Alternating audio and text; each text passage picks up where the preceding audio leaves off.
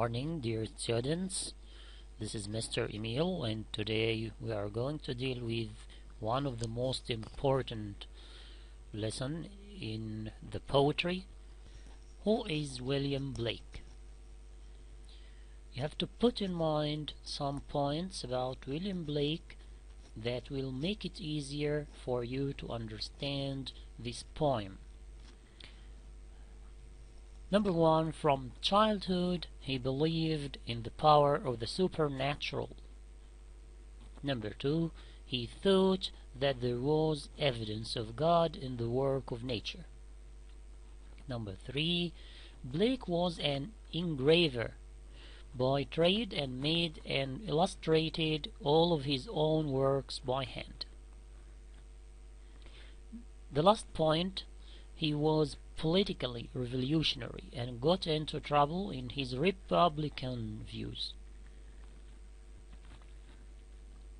Blake believed that God was a kind of blacksmith that had fashioned the world like Smith fashioned horseshoes.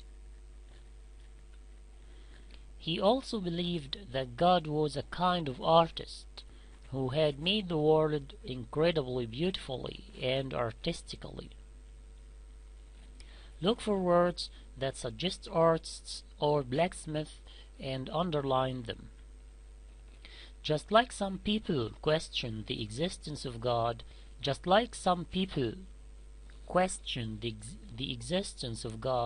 Blake tried to show it through a series of rhetorical questions.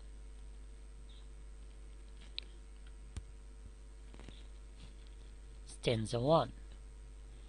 Tiger, tiger, burning bright in the forests of the night, what immortal hand or eye could frame thy fearful symmetry? Some people pronounce it symmetry in order to have the same sound as I. To summarize these 4 lines, you can summarize them in a simple sentence. Fierce tiger in the forest, who made you? This is the question the poet is asking to the tiger. Burning. Burning means shining slightly. Immortal. Living or lasting forever. Frame. Shape.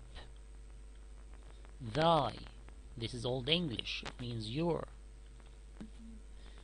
Symmetry means parts that match each other. Now let's see paraphrase.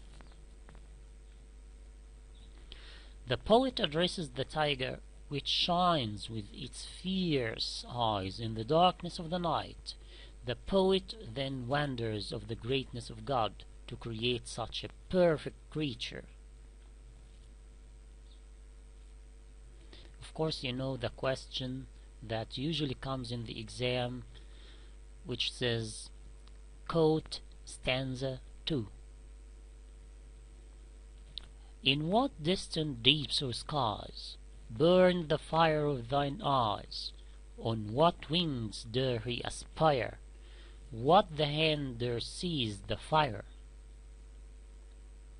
To summarize this stanza in just a simple question, where were you created in fire?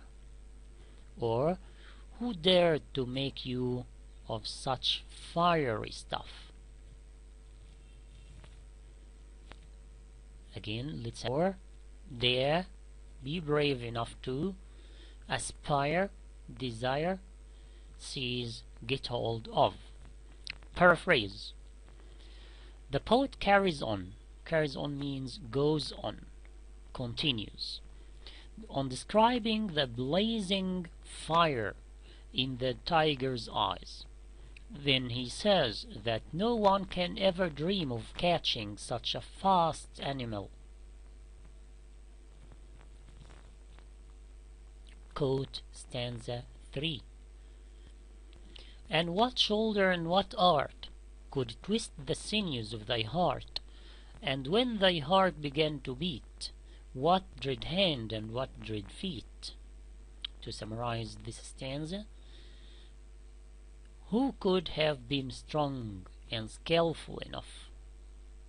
And when you came alive, who wouldn't be scared? Let's look at the vocabulary. Art, skill, twist, bend, sinews. These are the strong cords within the body which hold the flesh to the bones. Dread, great fear. Paraphrase. No one, however strong he might be, can overcome such a fierce animal. Then the poet mentions that when the tiger gets angry and feels danger, it turns so wild and violent. Quote stanza 4. What the hammer, what the chain, in what ferns was thy brain? What the animal, what dread grasp, dare its deadly terrors clasp? To summarize it, what tools were used to make you? Who dared to make you? Let's have a look at the vocabulary. Ferns, place to make a hot fire. Animal, iron block which hot metal is hammered into shape. Terror, great fear. Clasp, hold hard. Now let's see the paraphrase. No hammer, no chain can trap the tiger, as it's known for its cleverness. No hunting weapon can be compared to the tiger's fearful claws, which are deadly. Quote stanza 5. When the stars threw down their spears and watered heaven with their tears, did he smile his work to see? Did he who made the lamb make thee? To summarize it, when the Maker finished, was he pleased? Is it possible one God made fierce and gentle things?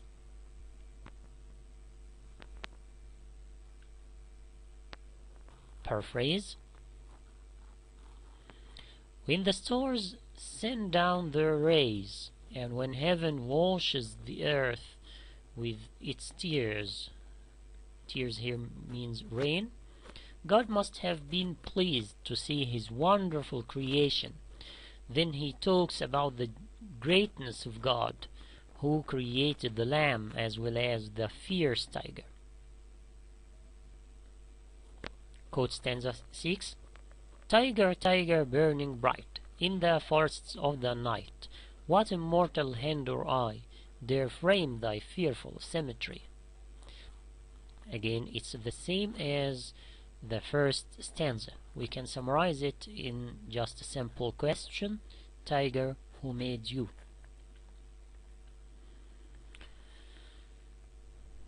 You have noted that this stanza is repeated by the poet to create internal music that is not easy to forget. Some commentary about the poem. We have number 1.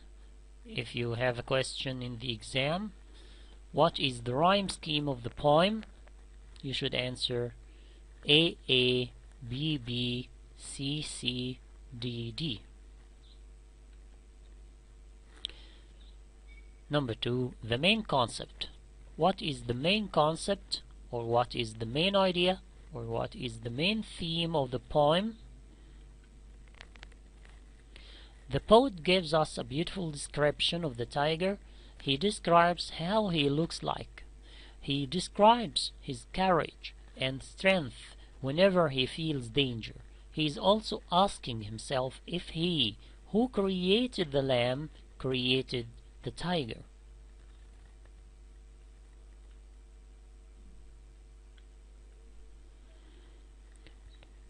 Now, the last part of our lesson, that is home assignment. You are kindly asked to illustrate here means point out, or it means explain different figures of speech in the poem. and you'll give this assignment to me in the class. Thank you for good listening. I wish you have enjoyed the poem Tiger. Goodbye, Mr. Emil.